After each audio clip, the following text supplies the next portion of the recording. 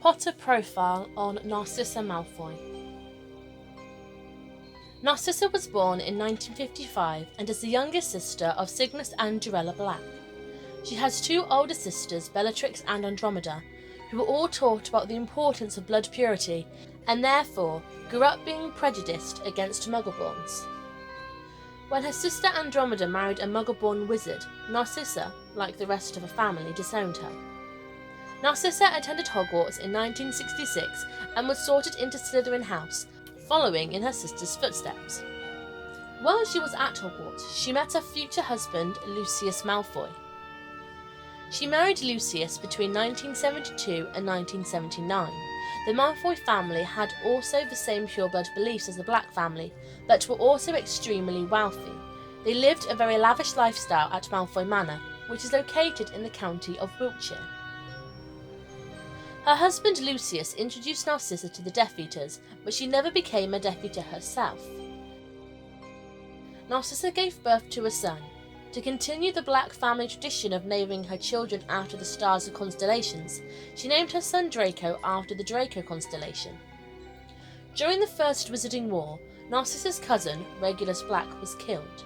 When Voldemort lost his power in 1981, her sister Bellatrix and her cousin Sirius Black were both sentenced to Azkaban. Her husband Lucius was also nearly sentenced, but managed to avoid being sent to Azkaban by claiming he was put under the Imperius Curse.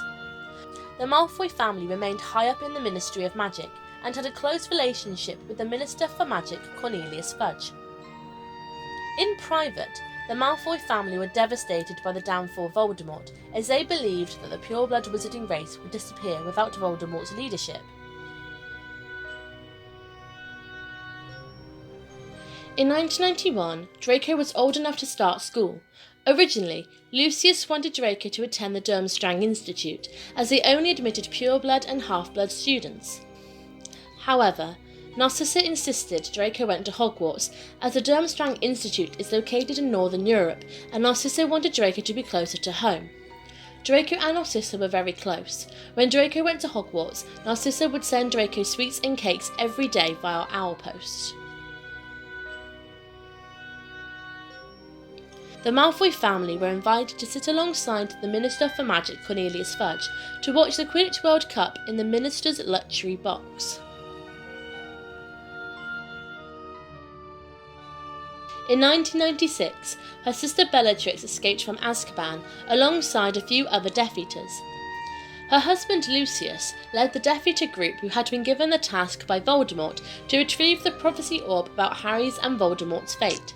Narcissa told Voldemort how he could get Harry to go to the Hall of Prophecy in the Department of Ministries in the Ministry of Magic. She gained the information from Kreacher, who was the Black family house elf. Narcissa always treated Kreacher kindly, unlike Sirius, who was always quite strict with him because of his views of Muggles and Muggleborns. The Death Eaters failed to collect the prophecy orb from Voldemort.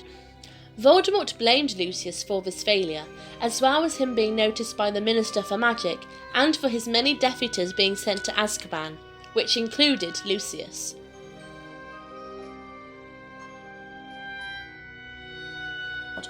Her sister Bellatrix escaped imprisonment thanks to Voldemort.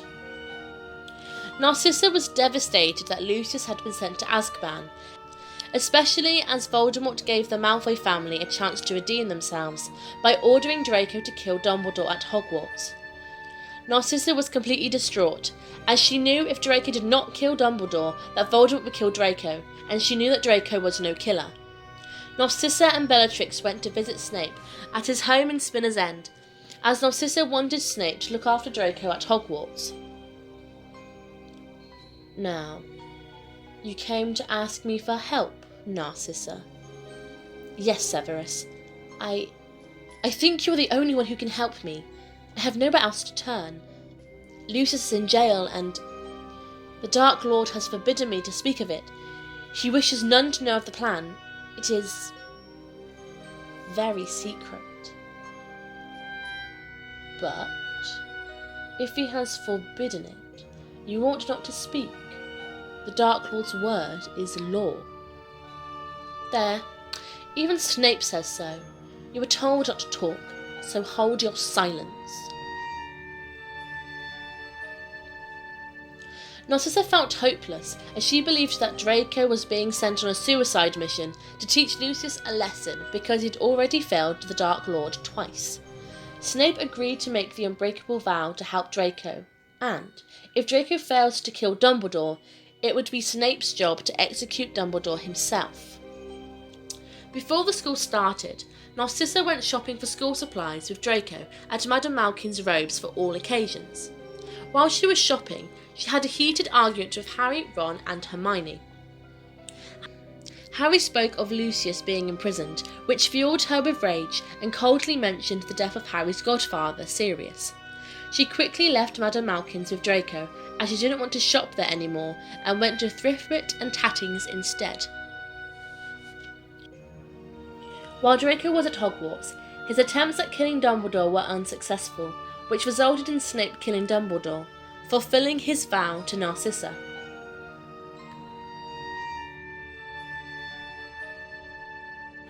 In 1997, Voldemort used Malfoy Manor as his new headquarters, where he held his meeting with the members of his inner circle. The Malfoys were extremely uncomfortable with this arrangement, especially when Charity Burbage, who was the Muggle Studies professor at Hogwarts, was murdered in their drawing room.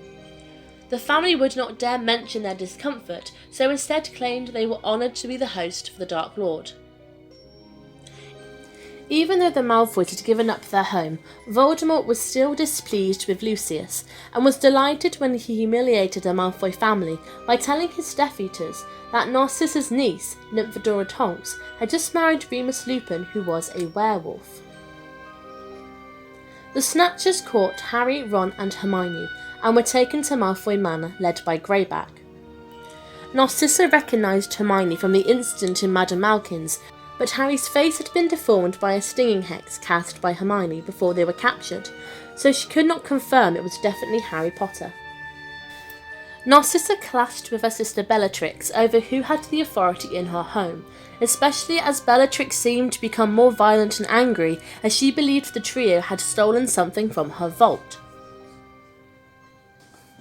Draco, move this scum outside. If you haven't got the guts to finish them, then leave them in the courtyard for me. Don't you dare speak to Draco like that. Be quiet. The situation is graver than you can possibly imagine, sissy.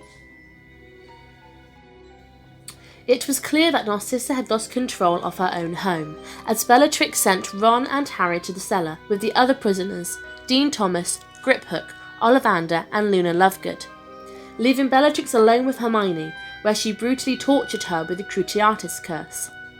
Thankfully for the prisoners, Dobby arrived to help them escape.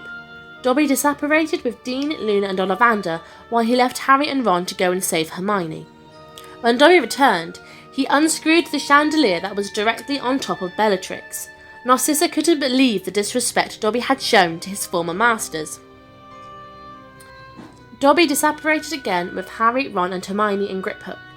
But this time, Bellatrix threw a dagger to stop them from escaping, but the dagger got sucked in with them, which unfortunately stabbed Dobby in the chest, killing him.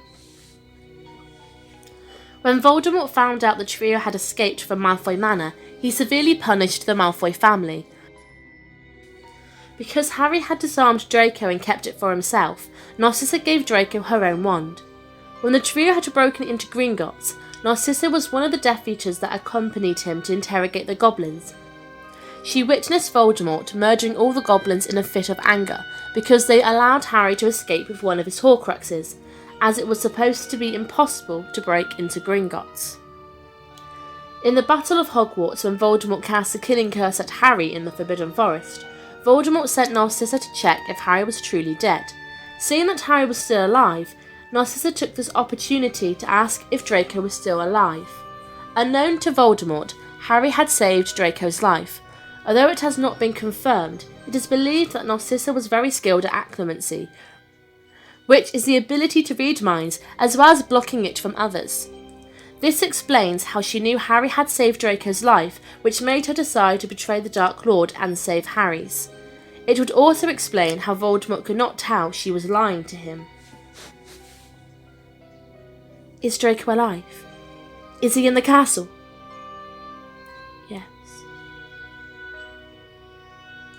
He is dead. When Harry's supporters refused to join Voldemort, the battle continued. Narcissa and Lucius didn't fight alongside the Death Eaters, instead they went looking for Draco. Narcissa witnessed the death of her sister Bellatrix, who was killed by Molly Weasley. She also witnessed the final battle, where Harry defeated Voldemort. At the end of the battle, the family was reunited in the Great Hall.